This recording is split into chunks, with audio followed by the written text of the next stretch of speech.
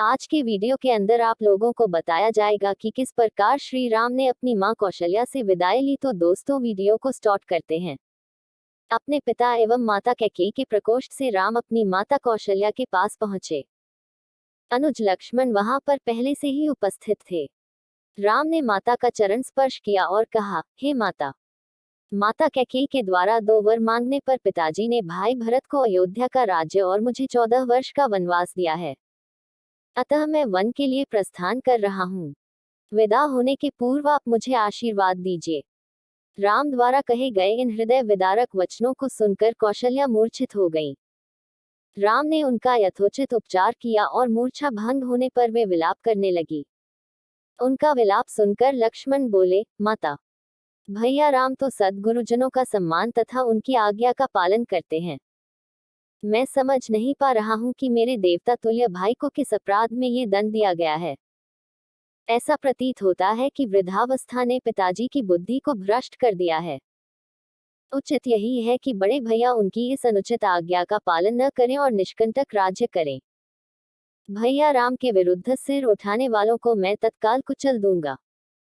राम का अपराध क्या है? उनकी नम्रता और सहनशीलता।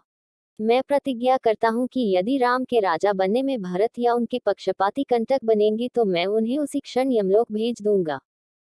मैं भी उसी प्रकार आपके दुखों को दूर कर दूंगा जिस प्रकार से सूर्य अंधकार को मिटा देता है। लक्ष्मण के शब्दों से माता कौशल्या को ढांढस मिला और उन्होंने कहा, पुत्र राम, तुम्हारे छोटे भाई लक्ष्मण का कथन सत्य है। तुम मुझे इस प्रकार बिलखता छोड़कर वन के लिए प्रस्थान नहीं कर सकते। यदि पिता की आज्ञा का पालन करना तुम्हारा धर्म है तो माता की आज्ञा का पालन करना भी तुम्हारा धर्म ही है। मैं तुम्हें आज्ञा देती हूँ कि अयोध्या में रहकर मेरी सेवा करो। इस पर माता को धैर्य बंधाते हुए राम बोले, माता, आप इतनी दुर्बल कैसे हो गईं?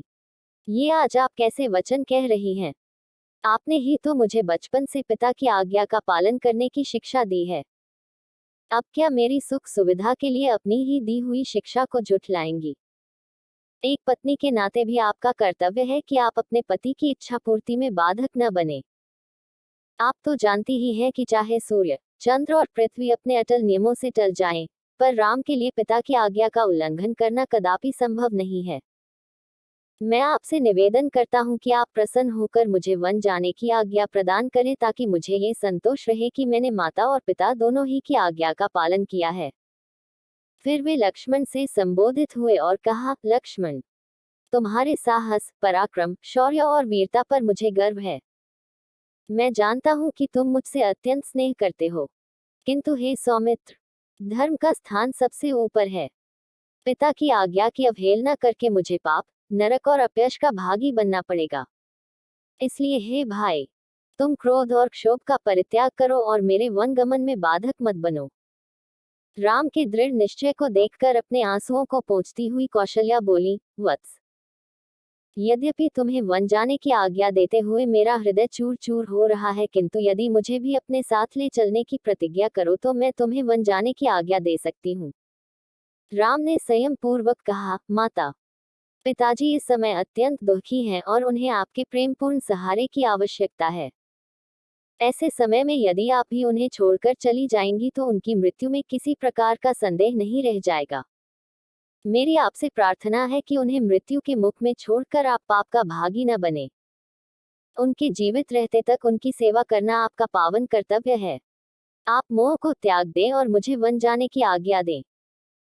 मुझे प्रसन्नतापूर्वक विदा करें। मैं वचन देता हूँ कि 14 वर्ष की अवधि बीतते ही मैं लौटकर आपके दर्शन करूंगा। धर्मप्रायण राम के युक्तियुक्त वचनों को सुनकर अश्रुपूरित माता कौशल्या ने कहा, अच्छा वत्स, मैं तुम्हें वनगमन की आज्ञा प्रदान करती हूँ। परमात्मा तुम्हारे वनगमन को मंगलमय करें। फिर माता ने तत्काल ब्राह्मणों से हवन कराया और राम को हृदय से आशीर्वाद देते हुए विदा किया। तो दोस्तों कैसा लगा आज आप लोगों को हमारा वीडियो? आशा करते हैं सभी को पसंद आया होगा। पसंद आया तो हमारे चैनल को सब्सक्राइब करना ना भूलें।